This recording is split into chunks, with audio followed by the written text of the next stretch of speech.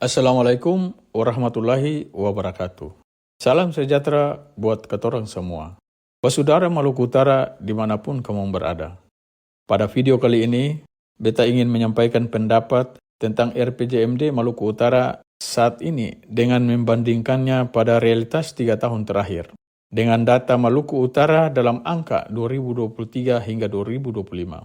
Pendapat kali ini seperti video sebelumnya, beta telah membahas kesenjangan wilayah, maka pada kesempatan ini beta akan bahas yang keempat, yaitu masalah pengangguran. Saudara yang beta hormati, data Maluku Utara dalam angka 2023-2025 menunjukkan tren positif. Tingkat pengangguran terbuka turun dari 4,31% pada tahun 2023 menjadi 4,03% di tahun 2024. Ini penurunan nyata, bahkan ketika jumlah angkatan kerja bertambah dari 663.000 menjadi hampir 690.000 orang, namun di balik capaian itu ada kantong-kantong masalah yang tidak bisa pemerintah daerah abaikan. Ternate dan Halmahera Utara mencatat tingkat pengangguran terbuka tertinggi 6,62% dan 6,53%. Artinya, ada gejala pasar kerja perkotaan dan industri yang tegang. Banyak pencari kerja datang, tapi peluang yang tersedia belum cukup menyerap.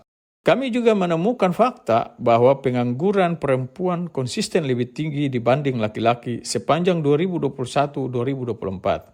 Dan yang paling menarik, justru lulusan SMA dan sarjana yang paling banyak menganggur. Bukan yang berpendidikan rendah. Ini tanda adanya mismatch antara pendidikan dan kebutuhan pasar kerja. Akar masalahnya jelas. Pertama, ketidaksesuaian keterampilan dengan jenis pekerjaan yang tersedia.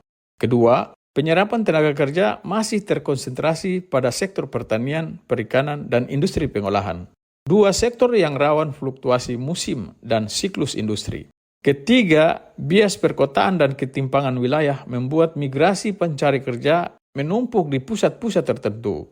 Keempat, hambatan struktural bagi perempuan mulai dari beban pengasuhan hingga kurangnya pekerjaan yang ramah keluarga. Mari kita hitung kebutuhan penciptaan tenaga kerja dengan angkatan kerja 2024 sebesar 689.000 orang untuk menurunkan tingkat pengangguran terbuka dari 4,03% menjadi 3% saja. Kita butuh serapan bersih sekitar 7.000 pekerjaan. Kalau targetnya 2,5%, maka dibutuhkan sekitar 10,5 ribu orang.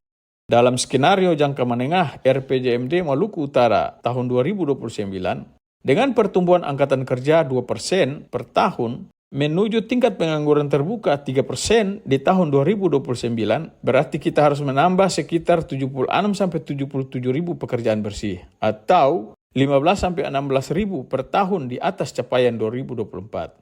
Bagaimana pemerintah mencapainya? Dari sisi permintaan, pemerintah daerah harus mendorong downstream berbasis lokal di beberapa pabrik industri nikel agar UMKM lokal jadi pemasok resmi.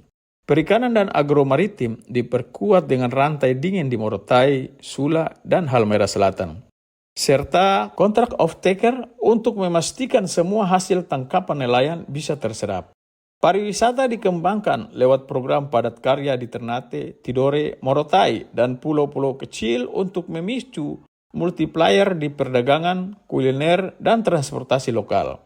Dari sisi penawaran, pemerintah daerah perlu melakukan Technical Vocational Education and Training atau TVET, terapan yang dirancang bersama industri, kursus bridging untuk lulusan SMA dan sarjana agar cepat masuk kerja, dan jalur keterampilan untuk perempuan di bidang administrasi UMKM, digital marketing, atau layanan jarak jauh.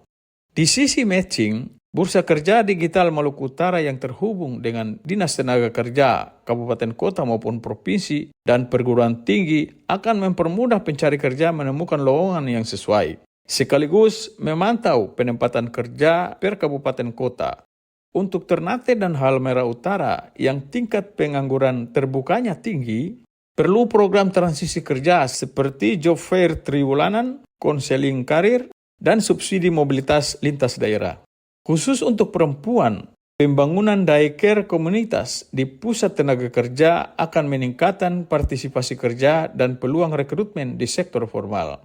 Semua ini perlu dilandasi data yang akurat, tingkat pengangguran terbuka pemuda, median waktu transisi, hingga tingkat retensi kerja. Dengan intervensi yang terarah dan target yang terukur, insya Allah, pemerintah provinsi bisa menekan tingkat pengangguran terbuka di bawah 4% secara berkelanjutan. Dan secara bertahap mendekati 3% pada tahun 2029. Pengangguran saat ini bukan hanya soal angka, tapi ini tentang memberi setiap warga Maluku Utara kesempatan yang adil untuk bekerja, berkarya, dan membangun masa depan. Demikian pendapat kami. Bagi teman-teman yang memiliki pendapat lain, silakan berikan komentar di bawah ini. Terima kasih atas atensinya. Wassalamualaikum warahmatullahi wabarakatuh. Salam dari Kayu Merah Puncak.